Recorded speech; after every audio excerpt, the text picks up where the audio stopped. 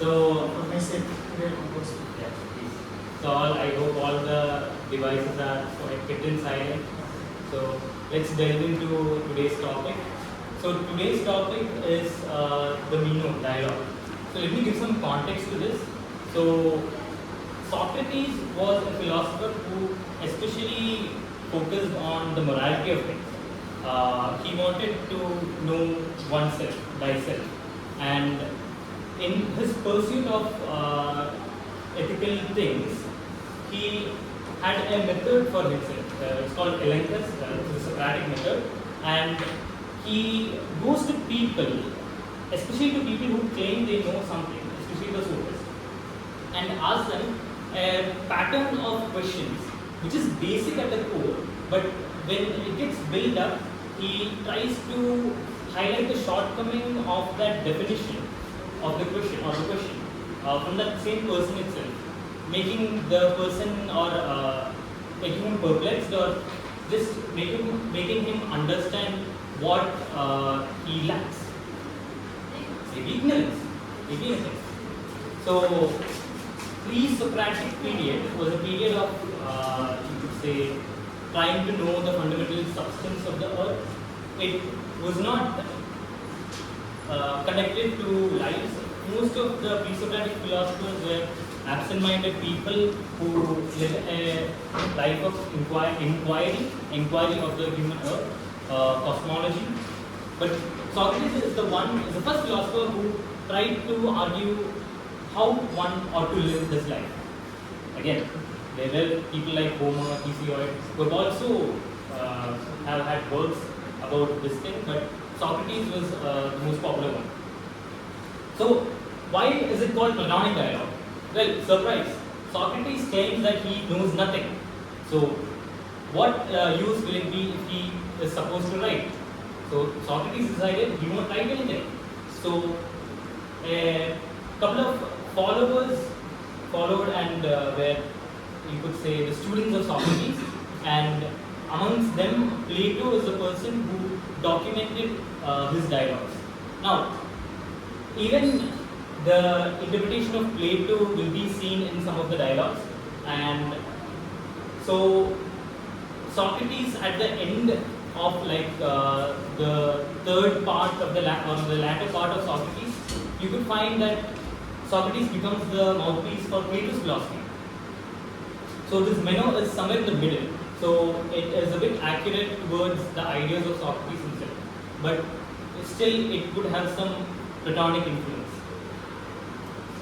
And let's start with the background. Obviously, we know Plato, Socrates, 470 BC, that period. And Meno, unfortunately, I didn't get a picture of him because this was the only documented thing about him.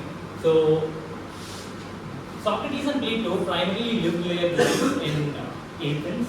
Most of their philosophical discourse was in the city of Athens, whereas Meno was a general, a person in the higher strata of Greek society, owning his own attendants or slaves, and he was from Thessaly. So Thessaly is a bit upward or the northern part to Athens. So Meno travels to Athens to discuss virtue, or you could say more, but his primary task or interest was virtue, asking Socrates questions like that. And he, as being the higher strata, part of a higher strata, he had the wealth of making his slaves travel to Athens as well. So, as you know, there was not that much of technological advancement in Greek society, so traveling is like a big thing. So, it shows how much power Meno held at that point of time. Now, so funny enough, Meno asked Socrates what is virtue according to him, and Socrates, in his classic style, tells that, well, Meno, I don't know anything about virtue. Why not you define virtue rather than say what is virtue according to me? So Meno at first was quite carefree, simple. He just told, yeah, I think it's like explaining virtue according to role. Like there's a role for everything, anything, any life stage or any role has a thing to play. For example, you could go as far as saying as cats have a role to play, and that may be barking or sorry, chasing the mice. Dogs may be there barking, so things like that. But Socrates again told his horses and asked that he's not searching for a virtue that is this or that or any examples. He wants an unified explanatory definition that connects all these examples and is posted or stated like that. Then Meno thinks again and he thought of like, okay, well, it can be justice. Yeah, that's right. A defining virtue can be justice, courage, piety, righteousness, etc. and others. Still, Socrates says that, see, you have candidates of virtue. It is a virtue, you are stating individual virtues, but still you're not exactly answering my question. So here we can understand that Socratic elenchus or his method of style is asking one definition, one essence of a particular concept according to the person who claims to know it. And again he says that, he uses a metaphor called like a piece. For example, Socrates says that Meno was just pointing at one bee and saying that, yeah, that's a bee, but that's an individual bee. So he wanted that what is something that permeates all bees, all these concepts like courage, temperance, piety. And Meno is now a bit tense. He's like, okay, whatever I say doesn't click for this man. He tries another one. Maybe it may be that again going to the role of sides. Also, in Greek society it was quite stable, the hierarchy. So the man's area really of having lands and assets, he had the ability to take part in cities affairs. And women, for example, for women it's directing or you could say governing the household things. So Meno says that it goes on and on. And Socrates again is saying like, you know what, it is true, but like you're getting somewhere, but you're not exactly getting to the answer what I'm seeking. So why is this a problem? Again, it feels like he is stating a particular thing and saying that it is virtue. It's like you have a whole and you are pointing the part and explaining only that to explain the whole. So again, there are some candidates. He puts in the stage. But the problem is, Socrates is asking, what is the stage, my friend? What is the stage in which you would put this? Now, Meno at last is a bit tense, okay, and he uses poetic expression, as the poets say. He uses the poetic expression and says that, okay, virtue may be enjoying beautiful things and having fun. And first, it's obviously a bit comparative, so we have to untangle and see what's up with that. So, enjoying beautiful things. It can be some basic desires to people. So, all people, we desire some things, that things may be good. So, desiring beautiful things, desiring good things, things that be good to your life. And having the power. So, by having the power, it's by having that capacity to acquire that good thing that you desire. So, Socrates kind of divides this into two parts, enjoying beautiful things and having power. Now he comes to enjoying beautiful things. So Socrates asks this question that, do people always enjoy or desire good things? But Meno says that Meno thinks that, no, I think people actually desire bad things as well. Now Socrates asks, the desiring bad things may be because of that they are unwilling or they may not know what actually the good thing is, but they have a misconception or misconceived about having that bad thing or as a good thing. So Socrates says, like having good things or desiring good things, that in its isolation doesn't seem like virtue, because we know that not everyone is virtue, and desiring good things, that's something everyone that wants. It is common to everyone. Now, for the second one, having power, that is basically the capacity to acquire these beautiful things. Now, this is quite tricky because, say for example, having power or ability to acquire good things. Let's take the example of a burglar or a thief. He comes into my house and acquires things. In this definition, the things are mine. It is beautiful, it is good, it's something that he desires, and the burglar has the power to take it. I mean, that's not virtuous in any sense. It is quite wickedness or viciousness. So, in that sense, to apply this, one must already be virtuous or having that temperateness or wisdom to do this. So, this again becomes a part of the whole example. Now Meno is totally trapped. Whatever he said, 4 types of definitions, and he failed. Socrates intelligently asked certain questions and highlighted the shortcoming. Now Meno is quite tense, so he gives a sophisticated reply or a statement to Socrates, and it's kind of an accusation.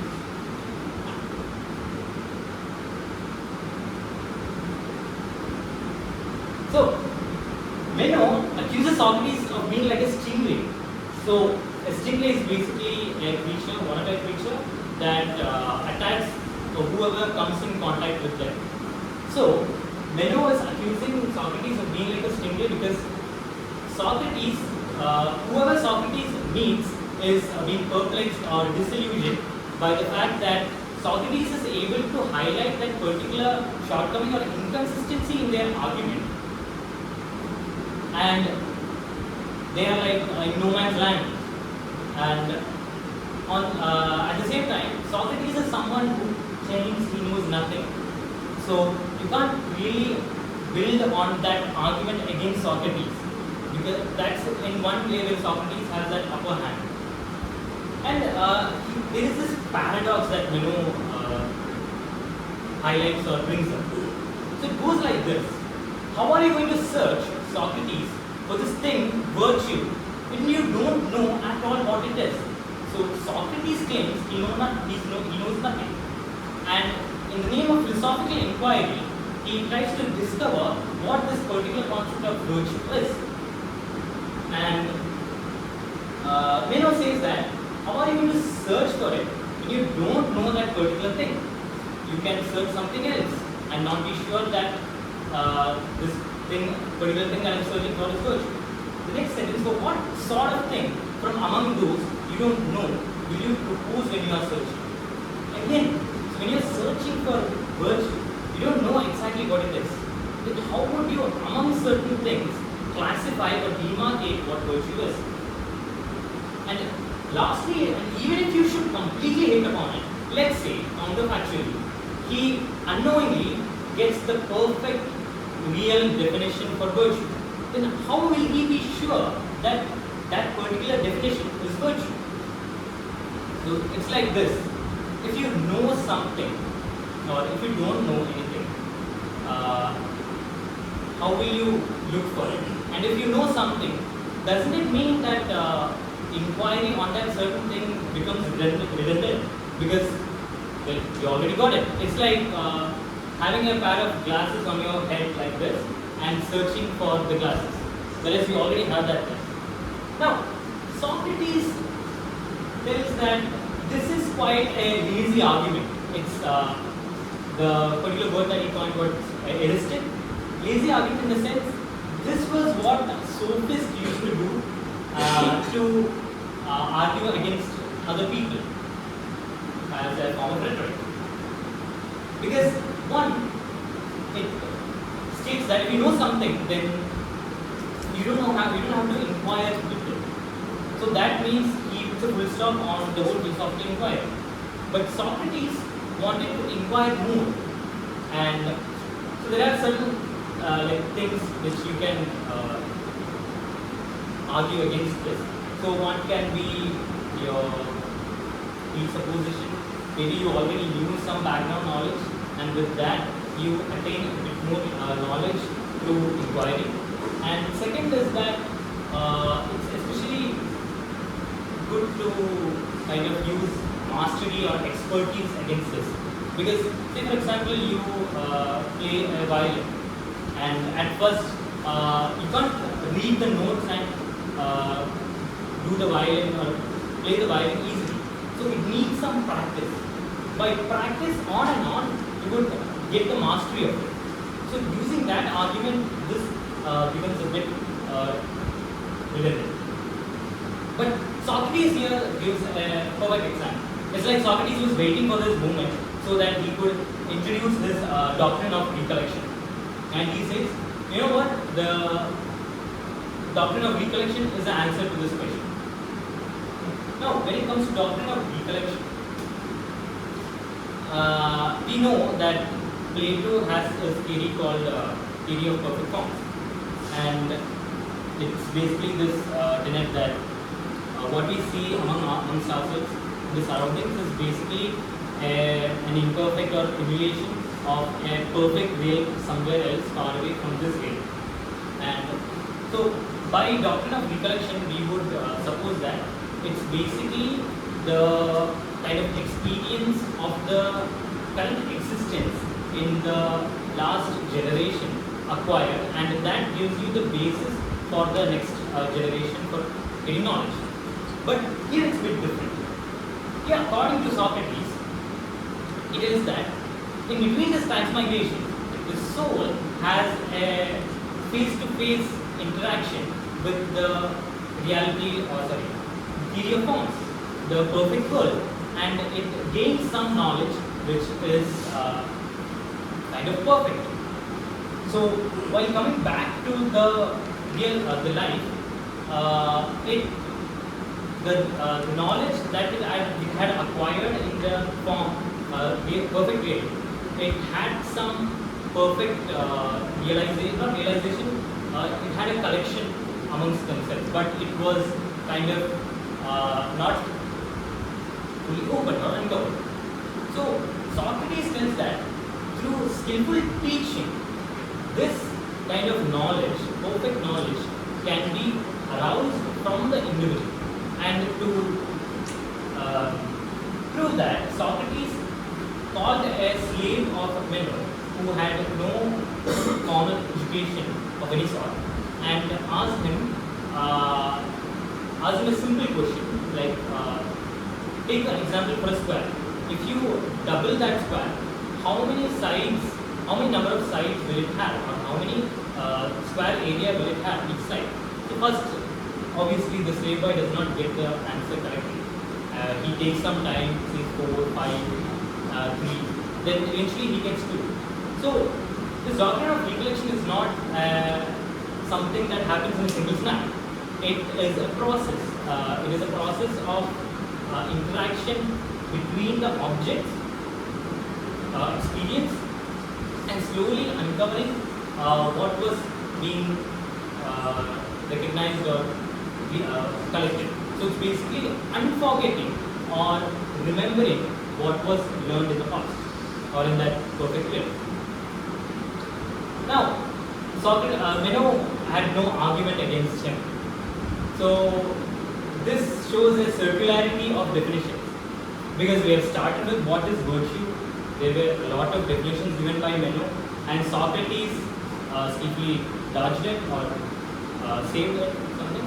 And now we are back at square one, like we have started from where we are there.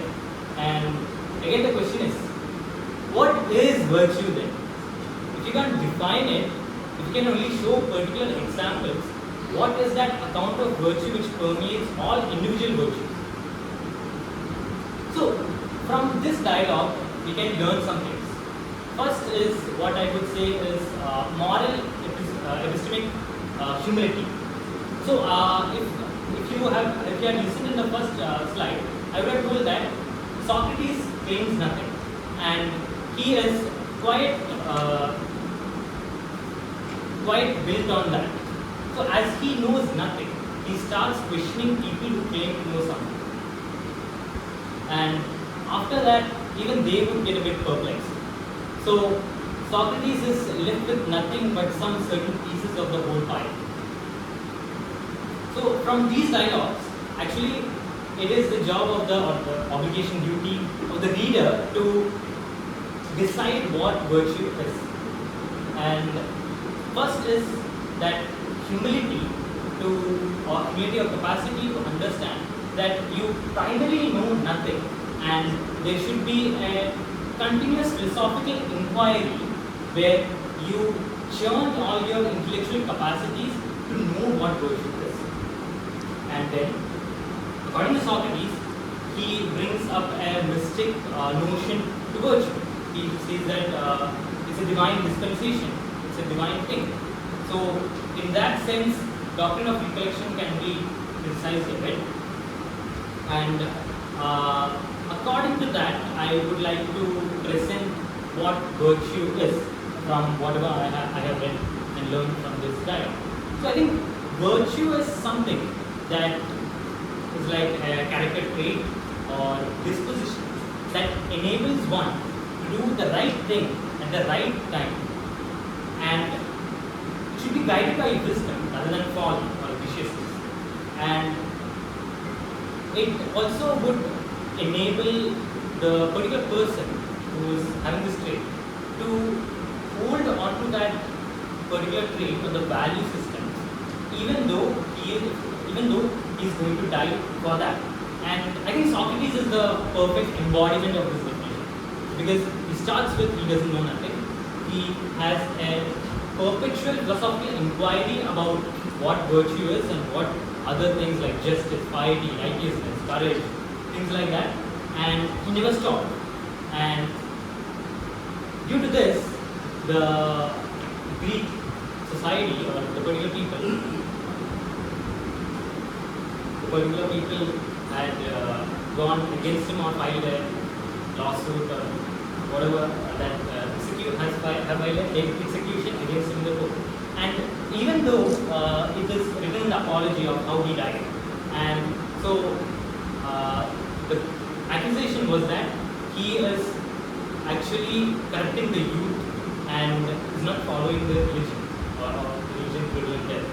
And Socrates had many chances to escape, go on exile, but for the fact that he is willing to die for his own ethical value system is what virtue is according to him. And he at last drinks the ether and dies.